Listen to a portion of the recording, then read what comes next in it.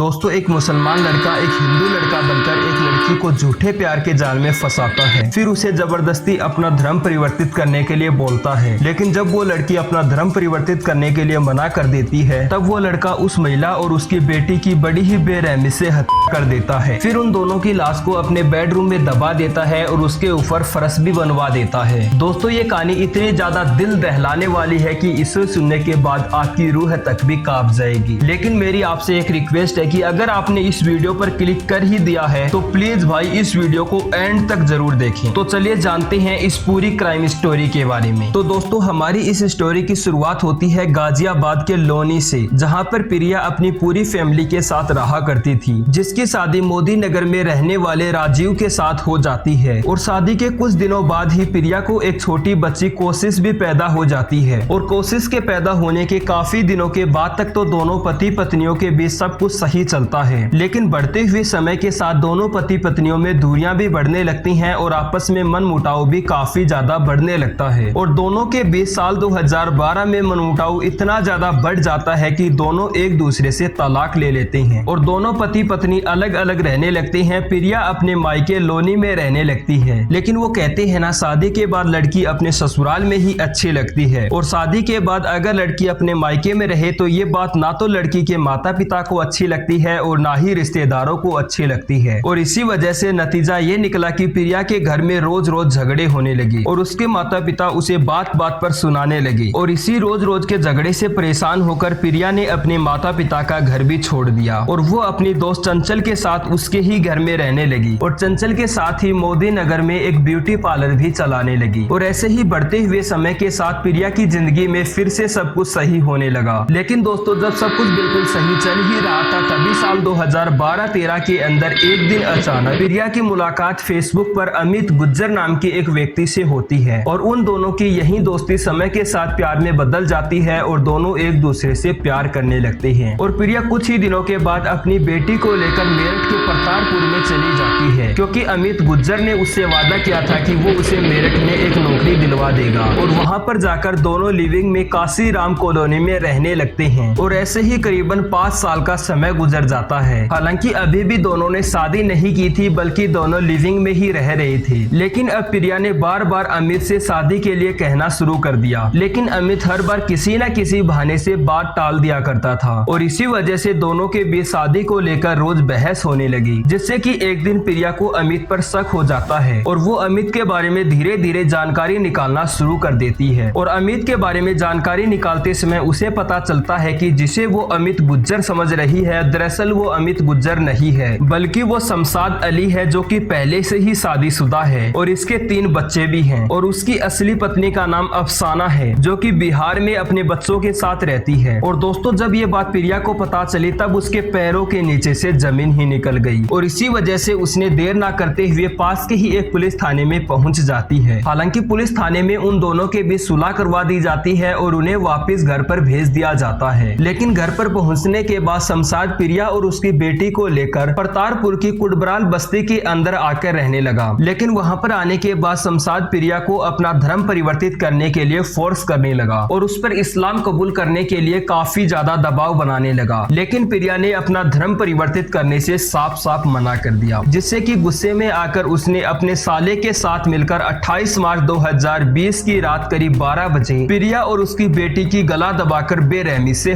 कर दी। फिर उन दोनों की लाश को अपने ही बेडरूम में अपने बेड के नीचे जमीन के अंदर दबा दिया और ऊपर से फर्श भी लगवा दिया, ताकि किसी को पता न चल पाए, और आराम से उसी घर में रहने लगा। लेकिन वहीं दूसरी तरफ प्रिया की दोस्त चंचल लगातार प्रिया को कॉल पर कॉल कर रही थी, लेकिन प्रिया की तरफ से कोई भी रिप्लाई नहीं मिल रहा था। हालांकि दोस्तों चंचल प्रिया की बहुत अच्छी दोस्त थी, इसीलिए चंचल प्रिया के बारे में हर बात जानती थी और वो ये भी जानती थी कि अमित गुज्जर नहीं है, बल्कि सहलम अली है। इसीलिए उसे अपने दोस्त की काफी ज्यादा फिक्र होने लगी और वो तुरंत प्रतारपुर के पुलिस थाने में पहुंचती है और अपने दोस्त की गुमशुदा होने की रिपोर्ट लिखवाती है। लेकिन पुलिस इंस्पेक्टर भूपेंद्र सिंह और एसआई वीर ने जांच तो शुरू की, लेकिन आरोपियों ने इन दोनों को 1-1 लाख रुपए की रिश्वत देकर मामले को वहीं के वहीं दबा दिया और उन्होंने करीब 3 महीनों तक इस केस को ऐसे ही घुमाया। लेकिन जब चंचल को पता चलता है कि पुलिस वाले बिक चुके हैं और उन्होंने रिश्वत ले ली है, इसीलिए चंचल देर न करते हुए तुरंत हिंदू युवा वाहिनी के कार्यकर्ताओं से मिलती है और उन्हें इस पूरे मामले के बारे में बताती है, जिससे कि बहुत सारे हिंदू युवा कार्यकर्ता सड़कों पर उतरते हैं और प्रदर्शन करते हैं और प्रतापपुर पुलिस थाने के अधिकारियों को इस पूरे मामले की जांच करने के लिए बोलते हैं, जिससे कि इस पूरे मामले को बढ़ता हुआ देखकर इस केस को इंस्पेक्टर आनंद प्रकाश को सौंप दिया गया और उन्होंने इस पूरे केस की गहराई से छानबीन की और उन्होंने 21 जुलाई 2020 को शमशाद को पुलिस थाने में बुलाया और उससे कड़ाई से पूछताछ की। तब उसने अपना जुल्म कबूला और उसने इस पूरी वारदात का पर्दाफाश किया और उसने बताया कि उसने कैसे अपने साले की मदद से प्रिया और उसकी बेटी की है और उन दोनों का शव उसने अपने ही घर में बेडरूम के अंदर छुपा रखा है। जिसके बाद पुलिस के द्वारा भुटब्राल में स्थित शमशाद के मकान पर बुलडोजर चलाया जाता है और बुलडोजर के द्वारा उसके बेडरूम के फर्श के नीचे से